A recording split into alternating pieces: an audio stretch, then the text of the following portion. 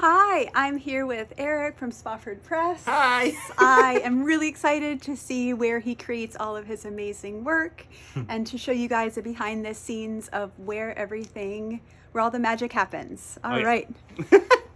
Pretty wild. So look at all of Yeah. this. So this is Spofford Press, and it sometimes looks a lot bigger online in pictures, but it's really just a corner of a basement with a couple of printing presses and a table that I draw and engrave and do woodcuts and things at, and just kind of run around and do work. I'm trying to show Totally. the full span.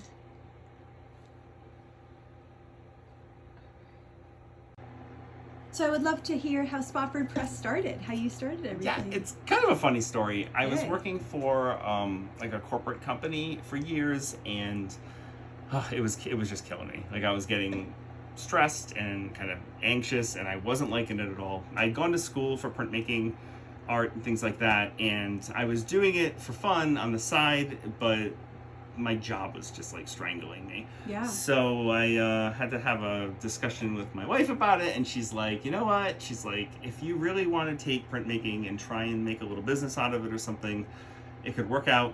I think we can make it happen. Let's give it a shot. We'll see how it goes. Awesome. And then, it has definitely grown from there. That was about like 6 years ago or so. I'd say 7 years ago. So yeah. You're humble. I think you're doing really great. Yay, super excited.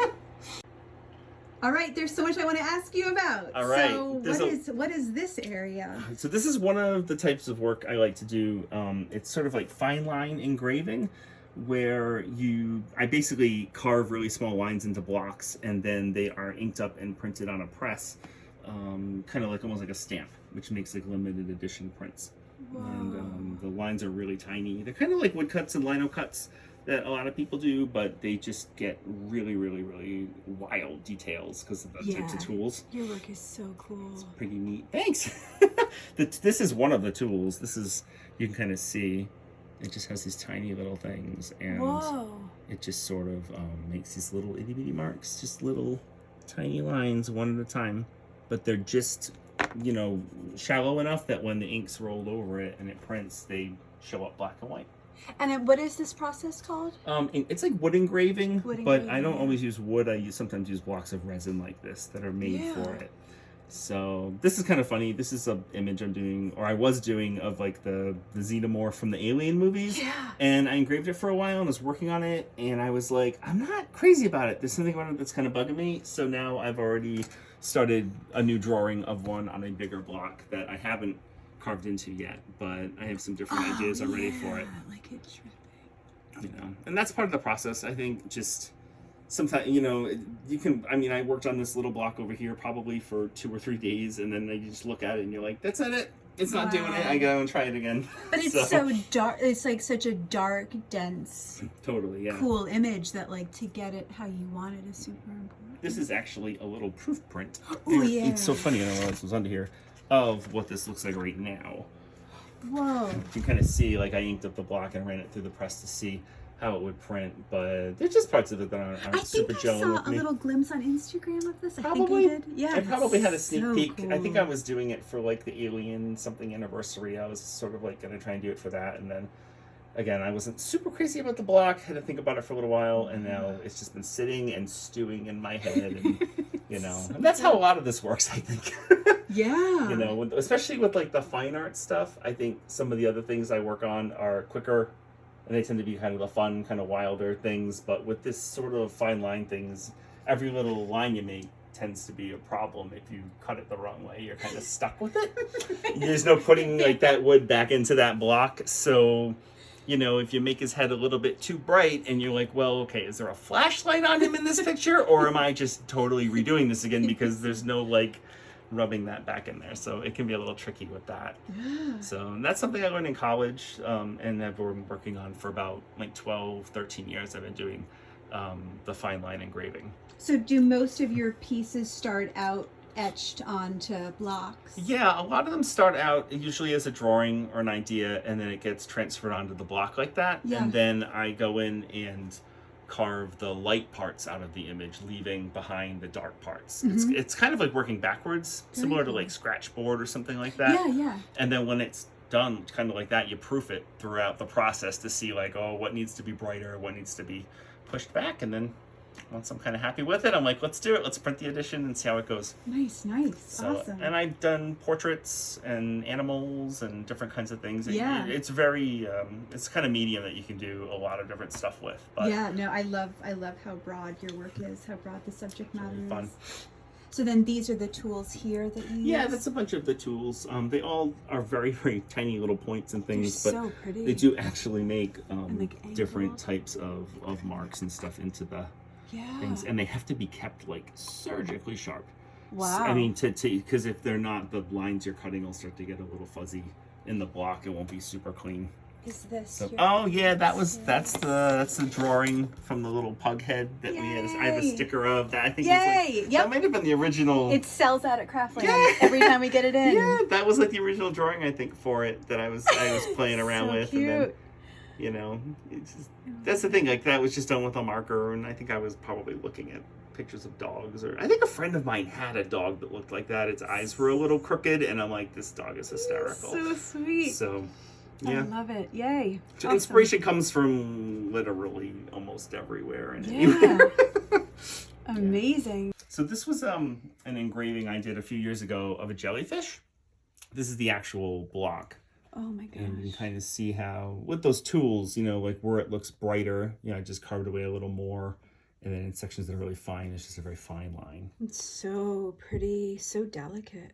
Yeah, and it's not, I mean, if what takes so long with the printing process is getting it so that like that line does show up as a little white line. It doesn't just fill in with the ink that's rolled on it. Yeah. So that's kind of what takes the most amount of time, I'd say, with printing my work. And then, of course, the engravings take forever too. So it's a very time, you know, Labor of love. labor of love, exactly. So cool. But this press that I have, one of my printing presses, it's an etching press, but I had a friend who's a woodworker make me this guy here, which is really fun, this wooden sort of framework. It has tape and things all over it. But how this usually would work is a block would get locked into the press like this. Oh, so smart. What a Yeah, great he kind of design. came Yeah. up with this little jig system, and I was like, this is amazing. It's a great friend. So what it would happen is, like, it would kind of come over here, and there'd be ink laid out on the table. And, you know, you just roll some ink. You get, like, a nice thin layer of the ink on the block surface, and then the block would come over to here, and it would just sort of get, you know, locked in so it's super tight. And then using little tabs and tapes and different whatnots and stuff, you'd put a nice piece of paper on it, and then like you leave it alone. Yep. And then you kind of put the blankets over it. Now there's no ink on this, so this is movie magic. But Yes. you roll it through the press, which you can adjust the pressure and all kinds of stuff to get it just And you're right. adjusting the pressure so the ink covers where you want it to cover. Yeah, like if it's too all much the pressure, like lines. the ink might fill in those lines. If Yeah. it's not enough, the print might be like fuzzy looking. Yeah. And then once this is pulled off, you know, the print would come up, and then you would have Look at the this. jellyfish print. And it's in reverse because, you know, it's carved and then it's printed like a, you know. So a lot of the times if I'm working on a block, like a portrait, I end up looking at it in the mirror a lot. Yeah. You know, like if I'm making a picture of someone and I'm like, I don't know if that's what her eyes are going to look like properly because I'm That's doing them wild. backwards. So, But it's like you're now an expert in this. well, I don't know about process, expert, so, but it yeah. definitely takes a long time, and then you know, you get little tricks. I figure out tricks after a while that work for me anyway. I love with your prints that we get that we get your handwriting with the name of the print, the edition, and your signature. Yeah, it's how I learned how to do it in college, and I just kept up with it. I know there's a lot of printmakers that do it in different ways, or they might just, you know, the name goes here, the number goes there. But Yeah. it's sort of how I learned how to make editions, and I just always stuck with it. I think keeps it simple too, you know. Yeah. If So it's- how do you determine how big the editions are? It depends. I used to always try to shoot with engravings for like maybe 50, or if it was something that I've been working on a long time, maybe 100 or 75. I usually keep some kind of a number like that. And there's always a few extras that would be like artist proofs that I could keep or give away or something. Yeah. But often, because printing these blocks is so difficult with too much ink, not enough ink, too much pressure, that I'll start off, at 2 in the afternoon and be like, well, I'm going to try and make 50 of these. And then it's like 3:30 in the morning and I've finally gotten about 20 of them to come out. Yeah. And it's like, how big is this edition going to end up? So I've had smaller editions of like 30, 40 prints. Yeah. I don't think it's worth it to make anything less than 20 probably, because immediately, you send a few here, you send a few there, and then it's like, well, they're gone now. I don't want to set this whole thing up again for another whole weekend. You might as well, while it's going, keep going. Yeah, but, you don't want it to feel like a chore either. Yeah. Tricky. There have been days though that I was down here for 5-6 hours and I'm just pulling my hair out. I'm like, I'm done.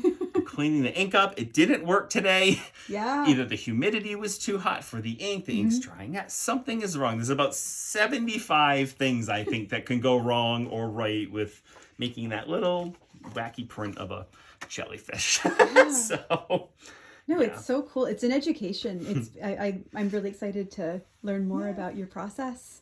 Oh, so can you tell me about what we're looking at here? Yes. So the other kind of artwork and printing I do is more like a traditional letterpress print. So as opposed to it being like an engraved block, what I do is I'll sort of start off with a drawing. This one is a Notorious B.I.G. Yes. So I kind of start off with the pen drawing, and once I really love it... Oh, can you flip it over? So I'll show it. And then what I do is I have it made into this thing, which is like a polymer plate. And it's like a raised up plate. It kind of works almost as a stamp, and it's sticky on the other side. And I remove this wooden base here, and basically this thing just gets stuck down to the press bed. And imagine it flat. This is a very old, wrinkly one. Yeah. And it just gets rolled with the ink the same way that these would. And then paper gets put on it, and it's rolled through the press the same way, usually with a little more pressure. Yep. And then the final print comes out, and you can actually see the back of it is almost it's almost like embossed, like debossed, so Yeah. And this again takes a lot of trial and error to get it so that the imprint's nice, but also that, more importantly, like the black areas are nice and filled in and not too salty, and that at the same time, like little itty bitty details aren't like all blurry now because there's just too much ink on it. So, and I'll pull a really good one, and then I'll have one that's like, oh, this is faded, I don't like it. And then I'll pull a really great one, and then I'm like, oh, why did I get a fingerprint up there, No, so your work is so, it's so bold and graphic. So they take a while to do too. So and so some work I do that tends to be, and you can even feel it but a lot of the letterpress things, the greeting cards I do for Craftland, the bigger prints, they're like this style. Even this was done that way. This started off as more of a fine line pen and ink drawing. I didn't want to do an engraving of it. I more was interested in drawing it. Yeah. So to print it, I had it made into a plate as opposed to like a block. So. And then printed it the same way. So cool. All right, so this is just a sampling of some of our sticker restock. Look at all of these. I love your stickers. Thank you. Chris and Mike. Yes. It started kind of funny. Like I just made a few one day to just see what it was like. I found a company that was making really awesome die cut professional stickers. And I'm like, well, let's try them out. Let's see what it's like. I know everywhere I go, like bicycles, water bottles, laptops, and I'm like, people really love these things. So let's have some fun with it. And I did a few of the images I'd had for a while, and people really liked them. And what happened with it was, because printing and engraving takes so long and it's so time consuming, a lot of the time, sometimes I'm having coffee and I just will work on a drawing. I might do, one day Aretha Franklin had died, and I was like, heartbroken. I was listening to a record and I drew a portrait of her. And I think it was actually just on a piece of paper. So, I was like, well, let's make some stickers up, because all it really involves is having them send them back, and they look really nice. So I feel with the stickers, creatively, I can kind of make something quick, get some, see how it goes, see if people like it. They could be, like Bismarck. He just passed away. Oh, I didn't know that. Yeah, he died a couple weeks ago, and it was like, oh man. And You know, this one here, Omar from The Wire. I did a print of Omar like 2 or 3 years ago. I just love him, Michael K. Williams. And I made stickers for fun and everything. And then, everybody about 2 weeks ago, I'm like, oh no. And then like a lot of them are selling again. And I'm like, oh, I'm like heartbroken that he passed away, you know. But but it's just kind of fun. And then I can come up with crazy things too. Like I always wanted to do a Jaws sticker. Yes. And, you know, I didn't want like the shark and all this stuff. I guess that to me that's boring. I'm like, what do I want? I want a portrait of Quint. Yes, you know, I want name, you know, and I want a quote from him that, you know, I'm sure I don't know. If you like Jaws and you look at it, you're like, I got that. I know what that is. It's like very New England. Right. Too. And it's like awesome. If you don't know who he is or what that quote is, it's just like, that's not for me. I don't know what that is. It's cool. But that seems to be what I do, and it was just kind of fun. I love it. No, and I love whenever anybody buys an Elliott Smith sticker, I'm like, oh, you're a softie. I bet you're really nice and sensitive. Sometimes I'll get into a kick where I'm just listening to someone again over and over, and I'm like, oh, you're drawing or make something. And can you tell us about Prison Mike? Yes. So Prison Mike is amazing. Well, yeah, it's wild. So when I do print down here, and it does take these massive amounts of hours and hours and hours. Yeah. I was doing podcasts for a while. I got a little bored. Oh, yeah. I was listening to music nonstop. It gets a little old. And then for some reason, I just started rewatching old TV series. Like I watched The Sopranos again and 6 Feet Under again because I could still work and only have to look up once in a while and be like, oh, right, and just hear what was going on. It's kind of like old friends. Yeah, it's like, you know, and I did that with The Wire and Oz and like everything. And then The Office. The Office was on Netflix, and I think I rewatched the whole series like 4 times. It just was on repeat. And the Prison Mike episode is just so epic. It's like the epitome of ridiculousness. And I don't know, I just was like, I gotta do something. His expression. Yeah, it popped into my head one day. Everybody immediately was like, do a Dwight sticker, do a Dwight sticker, do a Dwight sticker. Yeah, that was my question. And I'm like, oh, okay, I gotta think about it. Because, like, again, there's about 700 funny things I can think of to do with just a sticker of Dwight. And then, you know, I'm like, I don't know what to do. And then I get wandering into some other project. So you posted a photo of a carving of Dwight on a pumpkin. Yes, my hopes are up. That year I made, every year we make jack-o'-lanterns. And, you know, I always take all my wood carving tools out and then actually make portraits and wacky things. All kids in the neighborhood love it and stuff. So I might do Frankenstein. Last year I did, you know, Dwight. I think when Stranger Things was popular, 11 was was on a pumpkin. Things too. And I think this year, my new obsession, we just like super binge watched Ted Lasso. Have you seen Ted Lasso? I haven't got on that yet. I've heard it's really amazing. Every second of it was amazing. So if you're wondering, like, oh, what's coming up soon for Spofford Press? Yes. Well, there'll be a jack-o'-lantern of him on my doorstep in a few weeks. But I think at least a sticker, maybe a print. He's floating around in my head. Jason Sudeikis is he's phenomenal. But like all he the has characters a really in the broad show range. are hysterical. So it's like I don't even know where to go. Right? Yeah, it's about like so out the gate. It's not typically my thing, but I've heard really good things sports. about it. I never played a sport. I never went to gym class. This is how I learned how to draw. You know, I didn't do anything. But it started out, and I'm like, I'm not gonna like this. Like he moves to England to teach like football, which is soccer, because he's a football coach from America, and he doesn't understand the game or anything, but it's just his personality. The other characters, they play off each other. It is amazing. You'll just want to watch it. Okay, I'm hooked. I will. I'll check it out. It's really fun. So anyway, I'm kind of stuck on that in my head right now. Yeah. So he'll pop up in all this pop culture silliness, I'm sure. Is there a story with the pufferfish? Because the pufferfish is another big seller. Yeah. Yes. So with the pufferfish, I had designed all right. So the pufferfish is kind of funny. Great. He was an engraving, just like that jellyfish was. Yeah. And then I had printed them just in black and white, and he was floating around in the black, kind of like the jellyfish. And they were kind of popular for a bit, and then the block cracked one day when I was printing another edition of it. And when that happens, you're kind of stuck. So I was like, well, that's probably it for that. But I said to myself, I was getting into the letterpress printing, and I was like, you know what? Why don't I make him bigger and actually have a plate made and then letterpress print him and make him like some fun colors? Yeah, because we have him in neon. Yeah, like not just like the black and white, you know, put him in a frame kind of thing. Like, let's have some fun with it. So I did that, and I was printing them in like neon colors mixed together, blues and turquoise and hot pinks and all these wild colors. It was a lot of fun. And then I had some stickers made like that. And then a friend of mine Paul, who owns Teeth Like Swords Printing. They do t-shirts and stuff like that. Cool. A few years ago, they were doing a thing where once a month they would have an artist that they wanted to work with them, and they would design a t-shirt, pick like a local charity or organization. They'd sell the shirts, all the profits would go there. Oh, so he touched base with me because I've actually worked on like real projects with them before for different things. And he's like, what do you want to do? And I was like, I've got this cool image of a pufferfish. I think you guys could print them on a t-shirt.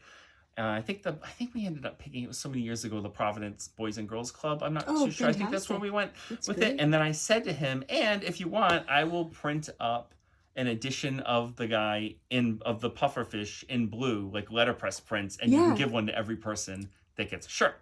Whoa. So he's like, this is nuts. And it was a little. So, I guess they did really well. They made some money, and they gave it to the organization. It was fun. And then whatever blue ones were left over have floated around. So when I made stickers, I was like, I'm going to make the blue stickers. I think they're kind of cool. You know? I love them. So, and like the holographic ones. Yeah, those are wild too. I like those a lot too. No, they're fantastic. Oh, yeah. And then this is a great start. I have a question about Baby Yoda. Oh, this little guy. So when the first season of The Mandalorian came out, like everybody, I was like obsessed with it. Yes. It was right before the holidays, and this guy pops up on the screen. Everybody's obsessed with Baby Yoda, and there was no merchandise. Everyone wanted it for Christmas. Out of the holidays, there was nothing. So I, like usual, was just like, I'm going to make a drawing of him. I love him. I think he's so funny. I kind of drew him in my style, and I colored him in. He was one of the first things I actually put some color on and stuff. And I said, I'll make some stickers. I was like, I'm not printing these. I don't have time. It's December. It's almost the holidays. So I had some stickers made, put them online, and they were gone. And I was like, well, that's kind of fun. Like my usual kind of people like them and stuff. And then I had a few more made, and they were gone. And then they were gone, and they were gone. And we did a couple of the Providence fleas, and I would have stickers out like on plates and things, and it was just like, they're gone. Yeah. And it was mostly, I mean, it's fun to look at, but it was mostly because everyone was like, we need Baby Yoda, something to give my kids, my aunt, this, that, for gifts. Everybody wants this thing. Yeah, there's a fever. So of anything I've ever sold, I mean, not to talk about sales, but we sold a zillion of these stickers, and it was really, really kind of funny. And then I got, through my Etsy page, a cease and desist letter from Disney. So when it came, it was like, you can no longer sell this image. It's copyrighted and everything.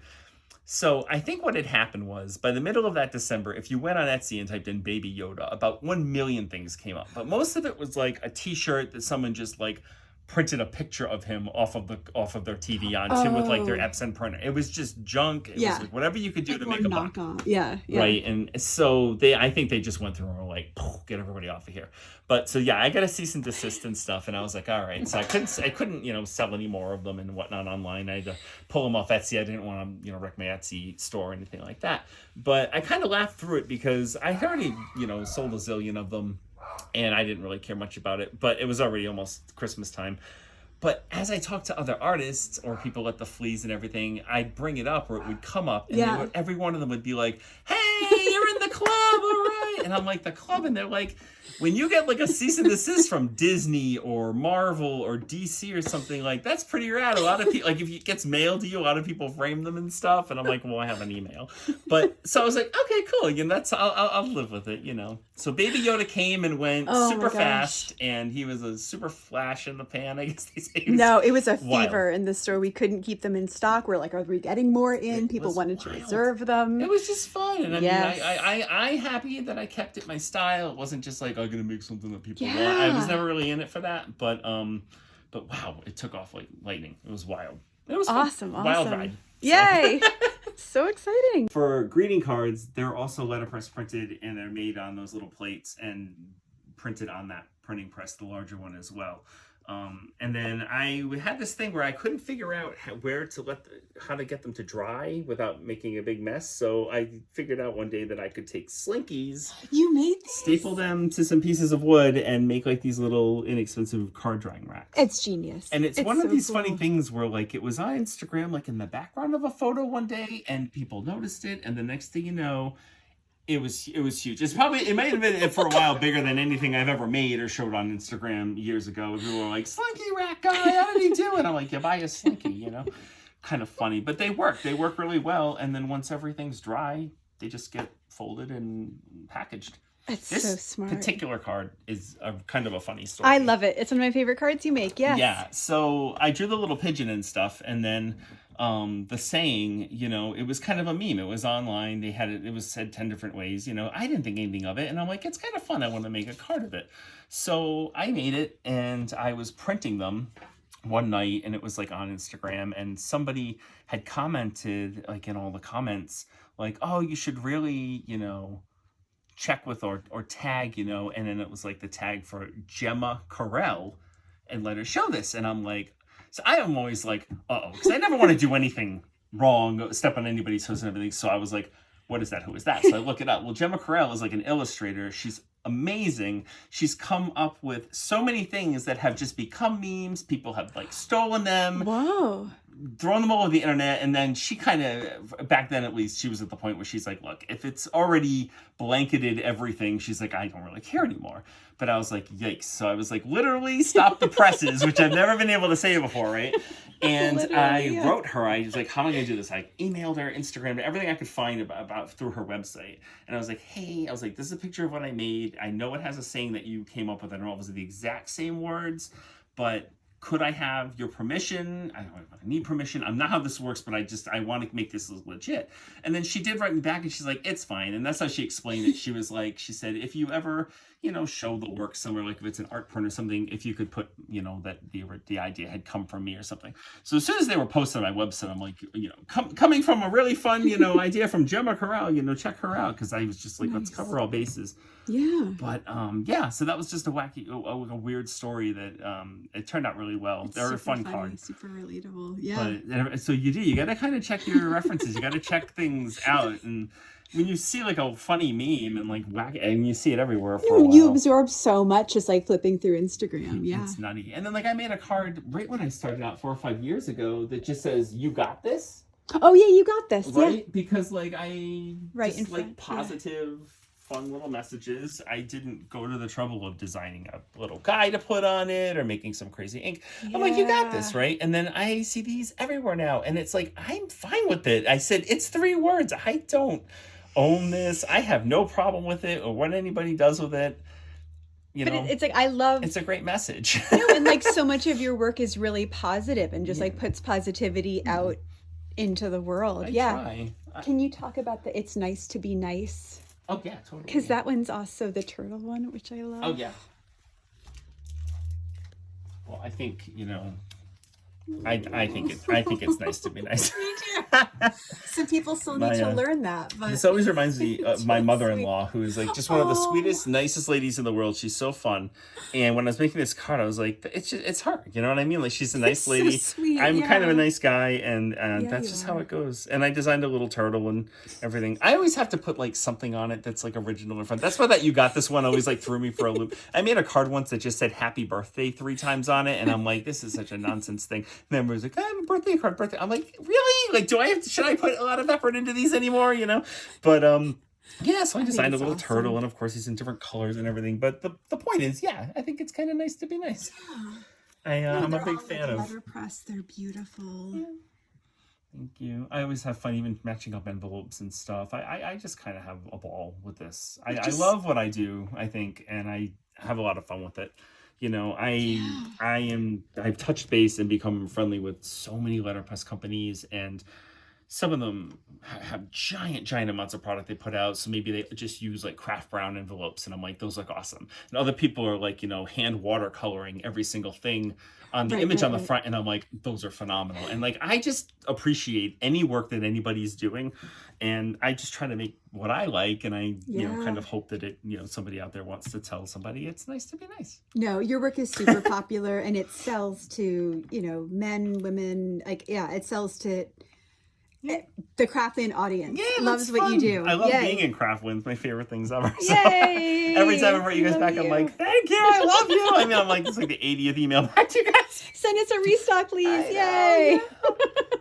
All right, so I would love to know what you're listening to, what you've been listening to and you've been working recently. So besides, you know, the podcasts and the TV shows and everything. Yeah. I have Spotify. Yay! And because it's totally like 2015 over here, you know.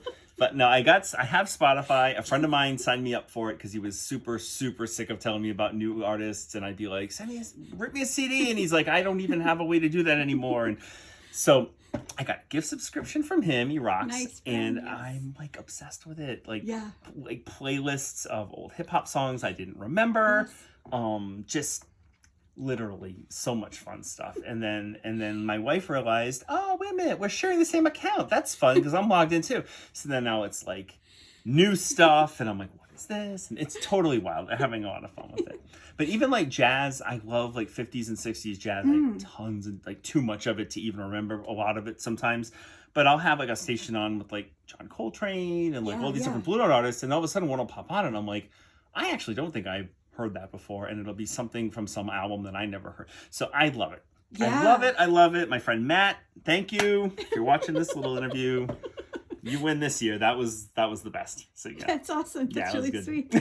Good deal. Alrighty, so creative burnout is a very real thing. Yes. For every creative person I know. Yeah. I would love to hear how you combat I don't know, the creative, when we, creative people bully ourselves. Yeah, I have a new ourselves. little wild hobby. Yeah? So, yeah, I would say so. Yeah. So growing up, I would draw comics, have fun to kind of escape.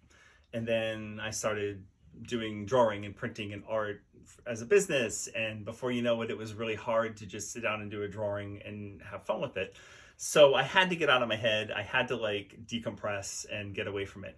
And with the whole pandemic and everything, I ended up being home for a good year, doing distance learning with my son, and not really having any more than a half an hour here or there to do any kind of artwork. Yeah. So it got tough, and your brains are melting out of your ears because it's like, I don't want to be in first grade right now, and at the same time you're like, oh, I really want to work on something new.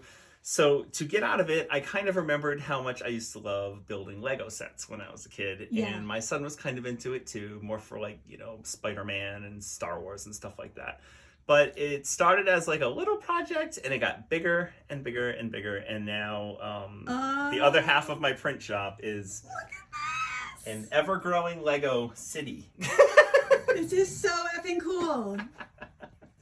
It's wild. Oh my gosh. It's wild. And it's really like therapeutic almost, and a lot of fun. And it's cool. I designed most of the buildings. Not a lot of them are like sets from Target or anything, but and you said this is a print shop that you made? That's a little print shop with me and my wife on top of it right there. Oh, nice. Oh yeah, no, you could probably have the camera on for half an hour. There's so much silly, wild stuff going on in here. This is so awesome. Yeah, and all the buildings are like modular, and they open. Shop. And apartments have bathrooms and kitchens, and stores have cash registers. It is a wild Baby city. Yoda is alive. It's a lot of fun. And it's fun just mixing and mashing all these different types of characters together. And, I built like a big library, but there's a dinosaur on top of it. That kind of a thing, It's so cool. It's just really fun. The building in the back, which I could barely even get to.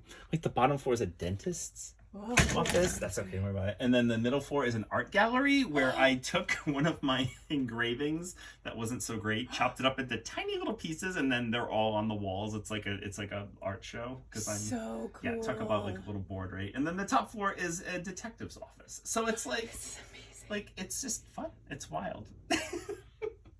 It's such a treat to look at too, and across. It's a flavor of love. It's good, and I always have new ideas for things. Oh yeah. Over here, this is also really, really, really satisfying. This is where you know that, like, oh boy, this hobby's becoming a problem. Because but like, it's so clean. It's not like a mess you have to clean up. It's just bins of pieces and parts. And do you find it helps you to like prepare for like your next project, to organize and like? Sometimes, yeah. Yeah. It's kind of fun. I'll get some things online from different places, and they all come in like one box, so I get to sit down one night and kind of like sort them all out, which sounds kind of weird, but it is helpful. And then a lot of the times I'll start thinking about, like, once this, even little funny things, like once this table's cleaned off and all this stuff's put away, like I kind of have an idea for like a drawing for something. I don't know. Sometimes it does click my brain over to a different different mode. So it's kind of fun, but yeah. Yay. And now my son, who was super into it, you know, is not so much anymore, and I'm like nuts about it. But I still get to. I feel like at 8, like Nah. I'm sure he'll come back. Well, I still It get to. is I so still get to cool. blame him sometimes, you know. So somebody's like, What is this?" I can be like, "Oh, my son is so into it. I help him out with a lot of it, you know." So that's the lie. I don't tell anybody. But I won't tell anybody. This is awesome. It's It's been fun. so much fun hanging out Thank with you. you Getting for to coming. See. My Yes. pleasure. Yes, thank you so truly. much. It was a lot of fun. You are so nice, and your work is amazing, and we're Thank thrilled to you. have you part of Awesome. Craftland. Yay! Thank you. Thank you. Yay.